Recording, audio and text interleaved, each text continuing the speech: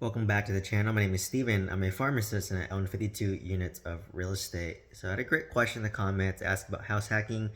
What was kind of the problems that I dealt with while I was house hacking a property and how did I resolve that? So for context, for those of you who are new, I basically bought my first two primary residences where I put 10% down because that was a primary and I lived in the master bedroom and I rented out each of the other bedrooms for about $1,000 a month.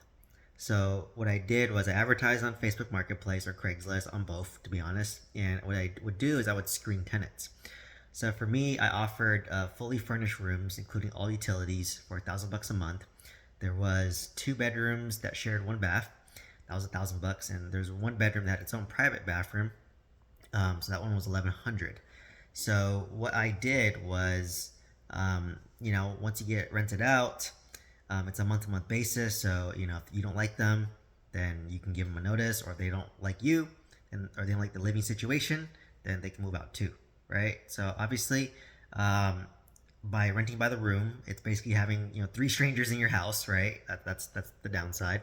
But the positive is that that $3,100 I was collecting was enough to cover my mortgage essentially. So it reduced my cost of living significantly, but obviously you're dealing with some inconvenience of not having your own space, having to clean up after people, and so on, right? So let me kind of share some of my experience. So on average, I felt like the house hackers would stay on average about 6 months. Most of these tenants, they're transient, right? Maybe they don't want to go through the rigorous process of applying for an apartment. It's obviously a lot easier to house hack a room, and what's nice is you don't have to pay for your own utilities, right? Because utilities included, so it's easy to like live there for like 3 to 6 months, and then you move out in like 3 to 6 months. And it was furnished. What To be honest, what I learned is it didn't have to be furnished, and I still could have gotten the same rents. To be honest, so that's kind of the first thing. And obviously, by having three strangers, so most of the tenants I had, I want to say they were like in their upper 30s to early 40s. Typically, they are single, um, or they're like working kind of like a contracting job. So they're more transient in that aspect. Like maybe they just took a 6 month contract in the area, and their family may be somewhere else, so they just need a place to stay. For a couple months until their contract is done, and they're just there to eat, sleep, relax, and then they don't really cook much. So kind of things that I dealt with is obviously there's gonna be conflicts, right? When you have tenants. So I had a situation, and it was so minor, where one tenant, every morning, I guess he would throw his clothes into like the dryer, which is on the second floor, which is where all the bedrooms were, and he would kind of like dry it for a little bit to make it less wrinkled.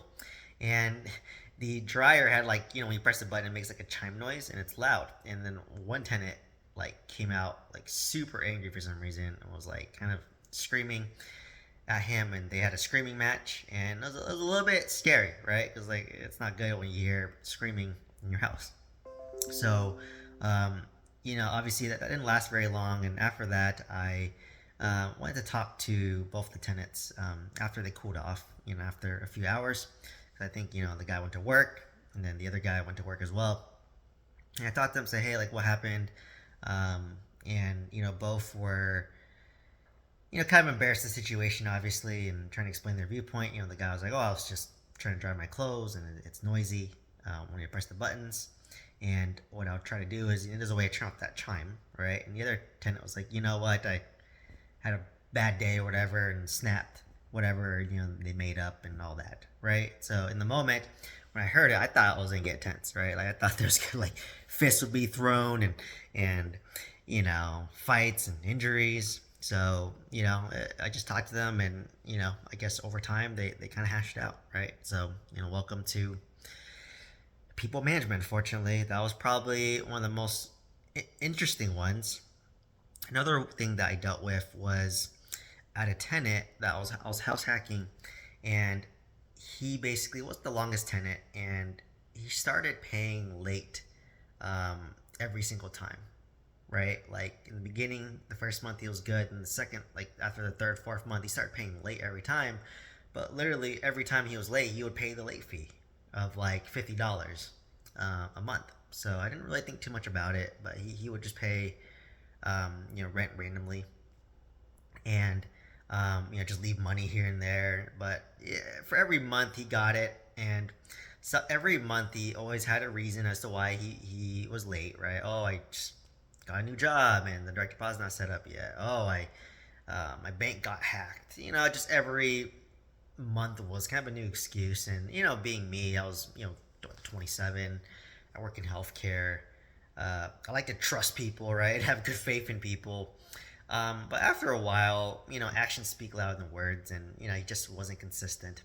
And what ended up happening was, he just had so many different, like he just worked in the food industry, and as like a waiter or like a manager of like a restaurant, and he would change jobs so frequently. And I remember like he just would stop paying. And one time I went on vacation for about 2 weeks, and then he owed me about 2 months worth of rent. So it was like about $2,000. And when I came back, like literally, he moved all his stuff out. Everything was cut off. Like, and then luckily he left the house in decent condition, right? So it wasn't like trashed, but like he just escaped, and he owed me 2 months of rent. And you know, for me, I was just like, wow, he kind of took advantage of my good faith, right? Took advantage of my naivete. And like I said, I don't want to be mistrustful of people in general. So, I trusted it. And, but unfortunately, there's some tenants, there's good and bad ones, but the bad ones will give you any excuse to delay paying rent, any excuse under the moon. And yeah, he basically left, and he didn't even have like a cell. He cut off his cell phone. He had no email, no means of communication. So lost $2,000, and I chalked it up as a lesson learned, right? Like, it is what it is, and relatively speaking, $2,000 isn't gonna make or break me. But yeah, that was just kind of a shitty situation, and didn't expect it out of this tenant, or I should have seen it coming. But that's the downside when you're living with your tenants, right? Because you're more likely to be nicer, you're more likely to be empathetic, you're more likely to give leeway, versus like if I run my other rentals like a business, then there's not leeway, right? There's not as much leeway. Like if you're late, then the fees escalate every time, and your property managers are the one dealing with the excuses, right? But the property managers, they don't care, they just follow the lease, right? I mean, they don't care. They'll of course hear the excuse, but they'll just enforce the lease as is, right? Like if you are late, they issue eviction notice, or you pay late fee, the late fees escalate, and so on, right? So that was another thing. But to me, like I said, you know, I guess I lost $2,000, and it is what it is, right? And then another thing that I had to deal with was, so when I was living in the property, I rented out 3 other bedrooms. Things were okay, right? But the moment I moved out into my next house hack, and I rented out where I was living to a tenant, there's basically 4 tenants renting a room by the room. That's when even more conflicts arose, right? Because the landlord's not there, like the boss is not there. Your people will play, right? When the cat's gone, the mice will play. It's kind of the thing. So I wasn't there, and now people will start taking advantage of the situation, right? Maybe they'll invite guests over. Like I had one tenant bring guests over, and they would have very loud intercourse or loud sex, and basically it would make it uncomfortable for the other tenants. And it's funny because when I lived there, I never experienced that, but the moment I'm gone, boom, this is what happens, right? And then now you have tattletelling on tenants, and I had to basically enforce, hey, please, limit guests, no overnight guests, out of courtesy to your other roommates, and then that creates other conflict, and people start moving out. And then for me, at that point, I was like, you know what? I don't want to deal with this constant turnover.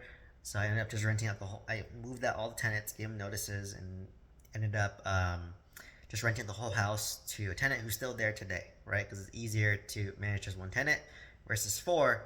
And I moved to San Francisco, and I don't want to constantly commute, right? So that's another kind of downside. So not a huge fan of renting by the room when you're not there, right? House hacking works when you're there, but once you're gone, the dynamic will change. Another thing that I kind of ran into is, the tenants, the house hackers, they kind of treat your place like a hotel, so they don't clean up after themselves as diligently. Um, You know what I mean? So like they'll leave their trash there, they won't take their trash out. So they kind of like treat it like a little bit like a hotel or a short term stay. So, obviously you have to clean up after your tenants a little bit. And or what I ended up doing was I got a maid and just said, hey, the maid costs like 200 bucks a month. We'll split it 4 ways, 50 bucks each. And they'll clean your room, they'll clean the kitchen, they'll clean the bathroom, right? And some people might gripe saying, oh, I'm clean, why do I pay $50? But I say, hey, that's the lease. If it doesn't work out, then you can give me a notice, right? So, plain and simple. So that's another thing that I had to deal with. But overall, I had a pretty positive experience from it. It helped me save up money to buy my next property. Would I do it today? That's something I'm contemplating with my fiance, to be honest. Because yeah, there's pros and cons, right? Like financially, there's a lot of pros. Like it'll cover your mortgage, it can save my next down payment. But obviously for privacy, it's gonna be compromised, and you're gonna deal with some inconveniences, right? So for me, it's a great short-term way to build wealth. Or if you're lucky to buy duplex, triplex, fourplex, all better, right? Like you don't see each other in your physical living space. So anyways, hopefully you found value from this video. Let me know if you have any questions. If you're interested in buying multifamily real estate with some guidance, check out my mentorship program. Um, Otherwise, let me know what questions you have. Please like, comment, subscribe. Hope to see you next one. Thank you.